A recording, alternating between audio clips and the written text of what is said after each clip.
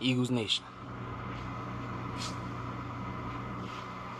Now normally I do this live game plan video the day of the game or whatever, but I'm gonna do it today because I want to make sure it's downloaded and posted on YouTube, because Facebook drawing now, so I don't know, they won't let me like save the video once I'm done doing it.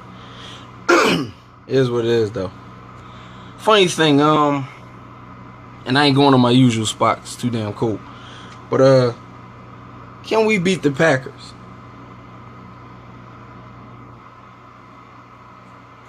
Oh, I'm off tomorrow. I could probably come tailgate. I should come down there. I might come down there. But beating the Packers, now I know it's funny because you know they 4-6.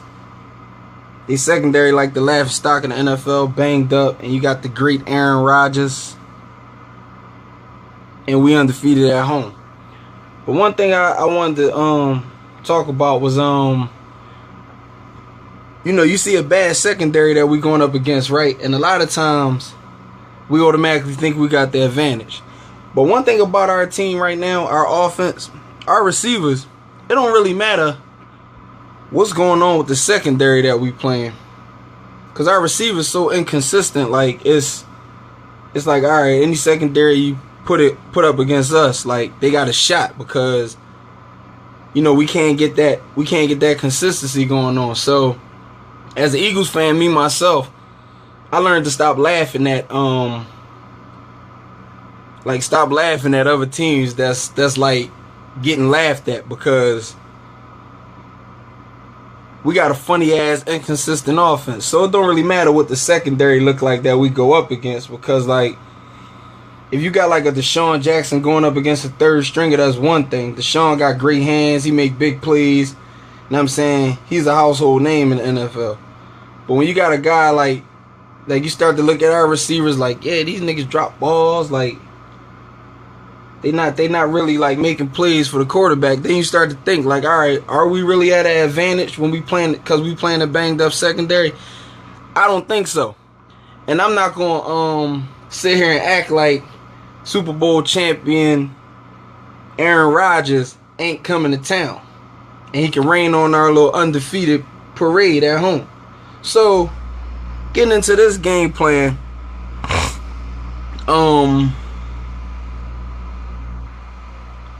first things first, I always talk about it. The pass rush. Got another guy that can use his legs to extend plays. You got another guy that can escape a pass rush. So I say it every time we play these mobile guys.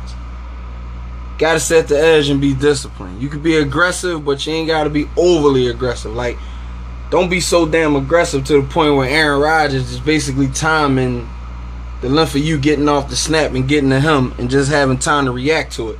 So our best bet, kind of borrowing versus David Bakhtiari at left tackle. That's our best bet. I know we got Graham going up against Brian Bulaga. You know what I'm saying? But Bulaga's alright. You know what I'm saying? So, and plus that's the side Rodgers can say. So Rodgers on the drop back like this, looking in Graham's direction, like I said, being overly aggressive, he just gonna know when to escape, he gonna know when to move, he gonna know when to get out the pocket, seeing Graham coming at him. So we gotta be disciplined when it come to him. I stressed this when we played Russell Wilson and it didn't work. Made me say, I wish these motherfuckers could watch my live videos. But that attack pass rush, that works. But when you going up against quarterbacks like Rodgers, I don't give a damn what their record is. This nigga got Jordy Nelson, he got Randall Cobb, he got the boy Davante Adams. Now, y'all want to hear a funny stat? Davante Adams and Jordy Nelson got the exact same stats. It's crazy. They both got 53 receptions on the year. Might be 56, I'm not sure. But they both got the same exact amount of receptions and the same exact amount of receiving yards this year. Now that's the kicker. Davante Adams got 6 touchdowns. Jordy Nelson got 9 touchdowns. Randall Cobb got 6 touchdowns. You know what I'm saying? So you're not playing no slouch. coming just because you're undefeated and all, and I know our defense been on our side at home, but this is Aaron Rodgers coming to town. You know what I'm saying? And he can go from a 4-6 quarterback on a team that's getting laughed at to the same guy who blew us the fuck out 50-something to 20 a couple years ago in a heartbeat. Like, you got Jordy Nelson back, so we gonna have a challenge on our hands tomorrow. You know what I'm saying? It's not gonna be an easy win like some fans think. We seem to just be able to beat teams so we undefeated at home. It ain't gonna go down like that, and I'm not doubting Aaron Rodgers, and I'm not sleeping on that defense just because they banged up, because like I said, our offense is inconsistent. So you got Randall Cobb in the slot going up against Jenkins. Now, y'all know I love Jenkins, but Jenkins gave up probably 3-4 touchdowns this year. So I'm not just going to automatically say, you know, that's a winning matchup with Malcolm Jenkins, because Randall Cobb is pretty much Aaron Rodgers' go-to guy. So Cobb versus Jenkins, that's a matchup we got to keep an eye on. I love Jenkins, but like I said, I feel like him and Rodney McLeod should be a tight safety tandem, and they should leave it at that and just let the cornerbacks play the slot. But they do what they do. So that's a matchup I'm not gonna give to us automatically, because Jenkins get a little suspect in coverage sometime. As far as their receivers against ours, now you got 15 combined touchdowns going up against a guy who was in concussion protocol, Leotis McKelvin. You got Jalen Mills. You know what I'm saying? And you got Nolan Carroll, who just had a concussion, 2 weeks ago. So our secondary going up against Jordy Nelson, Devontae Adams, and Ty Montgomery, and Randall Cobb, like when he's on the outside, we gonna have a problem on our hands if we can't get to Aaron Rodgers. And it's just simple as that, man. Like, if that dude get out the pocket and we playing overly aggressive and he just escaping the pass rush and getting out the pocket, we're going to have a problem on our hands, because anybody can have a quarterback that escapes the pocket and extends plays with his legs. But it ain't too many teams that know where to be, because they know their quarterback going to get out the pocket. Like, it ain't too many teams that got that chemistry to say, all right, I know where I need to be if pass protection break down to make a play for my quarterback. We still need to learn that on the Eagles. And Wentz still need to learn that coming out the pocket and reacting a little bit faster, the pass protection breaking down. But even when Wentz gets out the pocket, and sometimes you see Wentz standing in the pocket with the best protection in the world, nobody gets open. So that's some chemistry that we're going to have to learn sooner than later. But these guys that play for Aaron Rodgers, they not dumb. Like, they know where to be. So if you see Rodgers breaking the pocket a lot tomorrow night and the pass rush not getting to him, trust and believe, I say probably 8 times out of 10, he gonna be able to find somebody. Somebody's gonna get open to make that play for him, and that's just something that the best quarterbacks in the league, they just have that. You know what I'm saying? They have they have that trust in their guys to get to a certain spot so they can get that ball to them. You know what I'm saying? Like I said, that's something we need to learn on the Eagles. So as far as Jordy Nelson, our secondary, even though we only give up 220 yards a game, and I think we 6th in the league, maybe 9th, I'm not sure, but a receiving core like this playing us tomorrow, ain't no way in hell I'm sleeping on Aaron Rodgers. It just is what it is. Like, y'all could call home field advantage, whatever y'all want to call, but this Aaron Rodgers we talking about, and he could quickly make us look bad if shit don't go right. You know what I'm saying? Now, I trust the pass rush to get to him, but my jury's still out on how disciplined they're going to be when they are getting to him. You know what I'm saying? Because you go in that game tomorrow and I see a lot of, you know what I'm saying, guys getting arms on them because they over pursued or, you know, shit like that, then we're going to have a problem on our hands. But as far as Jared Cook, now that's another added weapon to this offense. Man, Jared Cook gonna be up against Nigel Bradham a lot tomorrow. So, like, I mean, Bradham for the most part, he been holding his own against these tight ends. So, like, we ain't really get full-fledged trashed by no tight end at all this year, and that's because of him. So, I trust he gonna do his thing tomorrow. Who else we got?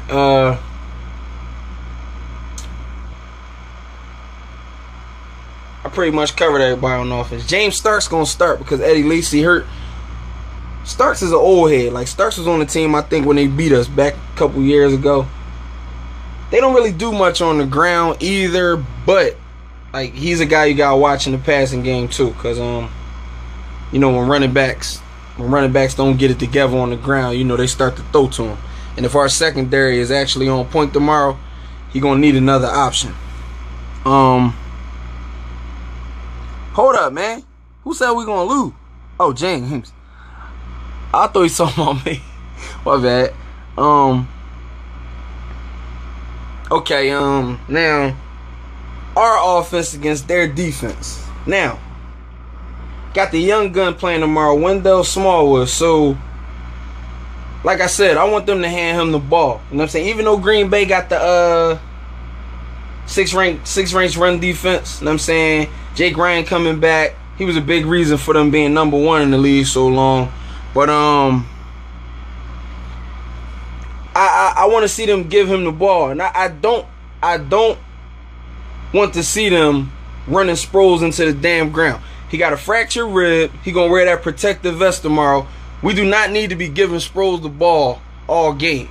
Now, this is one thing I said to myself earlier. Being as though this secondary is banged up in Green Bay, our receivers need to get the hell open, because I don't want to see Carson Wentz dropping back, standing in the pocket, all the protection in the world, and y'all can't get open against these fucking backups and third stringers, and he got to keep giving the ball to Sproles. Know what I'm saying? I said that in the Giants game. I'm like, they running Sproles into the ground. My man, 33 years old. He don't need to be getting used the way he get used so much, because he's the security blanket, and now he got a fractured rib. So get a rock to Wendell Smallwood. Let the kid run. Know what I'm saying? I'm ready for him to be that guy anyway, for the simple fact that, you know, I'm Sproles is an old head. Know what I'm saying? I don't think we're going to have Matthews next year. I'm not sure, though. But somebody got to step up and be like that guy at any one of these damn positions. I don't care who it is. Know what I'm saying? You be that guy that they got a game plan for every week. Know what I'm saying? So when they start talking, yeah, this kid Smallwood, you know, he averaging 101 rushing yards a game, so you know you got to stop him this Sunday. Let the kid have the ball. Know what I'm saying? To hell with the fumbles and all that other shit. Let the kid have the ball. Run the ball. Know what I'm saying? 91 yards a game they giving up, but that's still a lot of yards on the ground. It's good. Give him the rock. Know what I'm saying? As far as offensive line, we gonna have Alan Barber going up against Nick Perry because Vita's hurt. I like Alan Barber at the right tackle spot. You know what I'm saying? The only thing I see a disadvantage in now is the fact that now you got Clay Matthews rushing from the other side. So it gives Nick Perry, like, some players being in the game make you better. So Nick Perry was I think he got 7 sacks this year. Nick Perry was beasting, but he had Clay Matthews on the other side. Now that he got Matthews back, because he was quiet while Matthews wasn't playing. Now that Matthews is back, you got Clay going up against Peters, Nick Perry going up against Alan Barber. Now they said that Clay might slide to the inside if Jake Ryan don't play. Most likely Jake Ryan will play, so it's gonna be him and Joe Thomas at inside linebacker. So we're gonna have to worry about Clay Matthews, because he ain't just gonna go up against Peters. That motherfucker move around the whole defensive line. So you gotta keep an eye on him all game. Now as far as the run game, now I forgot these motherfuckers' name. But the reason why these guys allow 91 yards a game is because of Kenny Clark, LaTroy Guyon, and Mike Daniels in the middle. Now, that was a major part and due to Jake Ryan being behind him. As you see, the last 2 weeks, Ryan didn't play, so they was getting gashed on the ground. Him coming back, his ankle injury might not be fully healed. This is what I'm saying, give Wendell Smallwood the rock. Because, you know, that ankle injury might hinder. So, you still can get some shit on, you still get some shit going on the ground. He don't hate to talk about how about them boys. But, Sproles, like I said, don't use Sproles too much tomorrow. Like, use him as like a clutch weapon if you have to. And as far as our receivers go, I don't know who these guys gonna have in their secondary tomorrow, because they talking about they starter gonna come back. Then another guy got hurt last week. Like, they secondary all tore up. But the two guys, now I'm gonna let y'all in on this. I sent Dorial Green Beckham. One of my friends was telling me, they was like, maybe you should tell him what you want to tell him. He might take that as motivation. I sent Dorial Green Beckham a DM the other day on Instagram. I sent them the definition of monster, the adjective, the way they describe people, and I sent them the definition of physical specimen. And I said, Joe, you supposed to be out there beasting, bro. You built like a monster, physical specimen, all of that. Like, it's time to put the league on notice. I don't know what he gonna do with that. He's seen it. You know what I'm saying? So we gonna see. But right now, Jordan Matthews and Zach Ertz, they got to get off tomorrow. Like, those are the two guys you got to rely on to get off tomorrow, because I don't know if they talking about Aguilar might not play, then they talking about he gonna play, then they got Paul Turner on the active roster. Basically, we don't know, like, what the hell they gonna do tomorrow. But Jordan Matthews and Zach Ertz, they got to be the two guys that step up tomorrow. And it's sad to say this, because years ago we would automatically know, like, we just gonna dominate a banged up secondary. But now we gotta talk logical, because we got, you know, inconsistency at the receiver position. Matthews got to get off in that slot matchup. Now, I heard earlier this week that they're gonna try Paul Turner in the slot, so Matthews gonna play a lot outside. Now they talking about they don't even know if Turner gonna be active. I don't know what the hell they gonna do, so I'm just gonna go off the slot matchup. He going up against Micah Hyde. Matthews should have a good game tomorrow. Know what I'm saying? Like, he the only guy that I really, right now, that I really like got respect for in the secondary. I mean, I love all the players, don't get me wrong, but I got the most respect for him because, like I said, he seems to want to make plays for Carson Wentz. So he got to get off tomorrow. If anything, this game will be a shootout game, because their offense against our defense can win and put up points. We got to match that intensity and put up points our damn self. And ain't nothing more helpful than a banged up secondary. So if we can't take advantage of that, Aaron Rodgers is going to beat us tomorrow. You know what I'm saying? Zach Ertz, he got coverage mismatches like all over the place. It ain't nobody that can cover Zach Ertz at the tight end spot. You know what I'm saying? If you put Nick Perry on him, he's suspect. You know what I'm saying? Because you know the linebackers in the 3-4, they play cover sometimes. You put Joe Thomas on Zach Ertz. If you look at the game last week, what Jordan Reed did to Joe Thomas, man, it was terrible. So Zach Ertz and Jordan Matthews should get off tomorrow night. And shouldn't be no doubt about it that they're going to get off. Now, what I said to Dorial Green Beckham, I don't know, he might even get off. I don't know if he took that as motivation or whatever he did, but we're going to see how he play. I'm not just going to go by the game tomorrow. I'm going to go by the rest of the year. You know what I'm saying? We're going to see how he responds to what I sent him.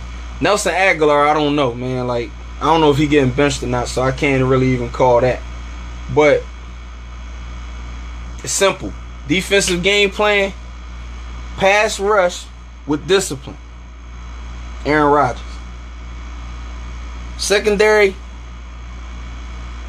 we at a disadvantage, but one hand got to watch the other.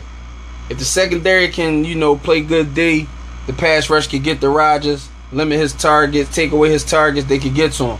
If sometimes the pass rush got to get to Rodgers, so Rodgers can't hit the open man. But he got so many weapons on offense. It's going to be a tough matchup playing against them. Offensively, Zach Ertz, Jordan Matthews, Wendell Smallwood. Don't run Sproles into the ground. Keep them two guys on the edge off of Carson Wentz's ass. Simple as that. Get a young boy to rock. Let him run it. You know what I'm saying? And use Sproles if it's in the clutch. You know what I'm saying? Don't run Sproles in the ground. But Zach Ertz and Jordan Matthews, the names I'm going to be looking for tomorrow night. And Wendell Smallwood getting the ball. You know what I'm saying? So simple as that. And that's my game plan to beat the Packers tomorrow. I ain't going off no home field advantage. I'm not going off no damn 4-6 record. I'm not going off no injured secondary. This is a pretty even game that we're going to play tomorrow with a slight advantage going to the Packers because they have the better offense. You know what I'm saying? So, but that's my game plan for them. You know what I'm saying? I'm gonna read y'all comments in this video. I'm gonna read y'all comments and respond to them. We're gonna see if Bryce Treggs have a big game tomorrow. Like I said, he only got like 5 or 6 plays they call for him. So if he come in the game, defenses know that he's getting the ball. He's the first, second read. You know what I'm saying? So gonna be hard for him to do that with the handful of plays he got, but we're gonna see. I want to see Turner play, but you never know shit till the game start with who they gonna put in or not. So we're gonna see tomorrow though. I'm gonna be tuned in with y'all like I always am. But I'm gonna get into reading y'all comments, but I gotta end this video so I can save it.